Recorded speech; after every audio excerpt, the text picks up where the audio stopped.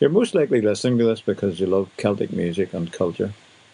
There's a bit of a sad story behind why that's so popular around the world. We've exported Irish and Scottish culture and music because so many people from this part of the world felt they had to leave here and go somewhere where they felt free from oppression. The Highland clearances in Scotland resulted in mass emigration to the New World. The English ruled in Ireland for centuries, and anyone who didn't worship in the English way was persecuted, in other words, Presbyterians and Roman Catholics. During penal times, Catholic priests were forced into hiding and would come out to a mass rock in remote country to serve their people communion. If they were caught, those who weren't executed were imprisoned on an island out in the west. Presbyterians, likewise, were forced to hold their hedgerow schools out in the wilds, and the English mocked them and called them blackmouths, because the children would have stained mouths from eating wild blackberries. For a time, both Catholic priests and Presbyterian preachers had a bounty on their heads. In Oliver Cromwell's time, many Irish people were forcibly transported to the Caribbean as indentured labour in the sugar and tobacco plantations. These Irish labourers were the first European settlers on the volcanic island of Montserrat in 1632, and it's had an Irish culture ever since. An Irish scholar in 1831 reported that the Irish language was still spoken by both black and white inhabitants. Unfortunately, the Irish later became owners of imported black African slaves and didn't treat them any better than they had been treated.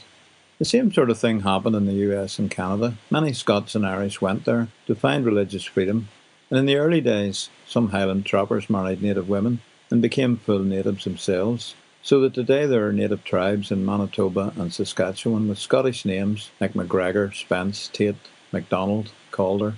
Some became what were known as Anglo-Métis, even developing their own Bungie Creole language, which was a mixture of Scots Gaelic, Cree and Ojibwe, that is still spoken today in certain parts of Manitoba. By the way, we passed on to Native Americans a form of music and dance, now known as jigging. But most Irish and Scottish settlers interpreted the native traditions they observed as pagan, and eventually laws were introduced to civilise these people, the Indian Acts. In Canada, the churches were brought in to manage these residential schools in an attempt to drive the native out of these children.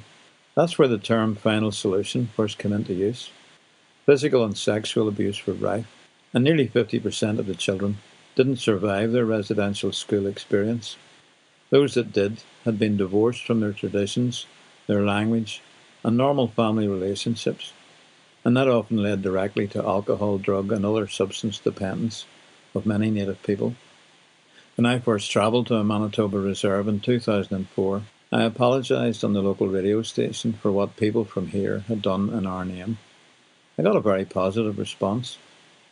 If you want to know more about this, check out my Broken Treaties podcast on preciousoil.com. So nearly anywhere you go in the world, you'll find Irish people, 50 million of them in the US. As like as not, they're involved in building something, and likely spending the proceeds on quenching their thirst and loosening their vocal cords for a wee bit of a session. But the reason they originally left here, to travel to these far-off places, was maybe not so pleasant.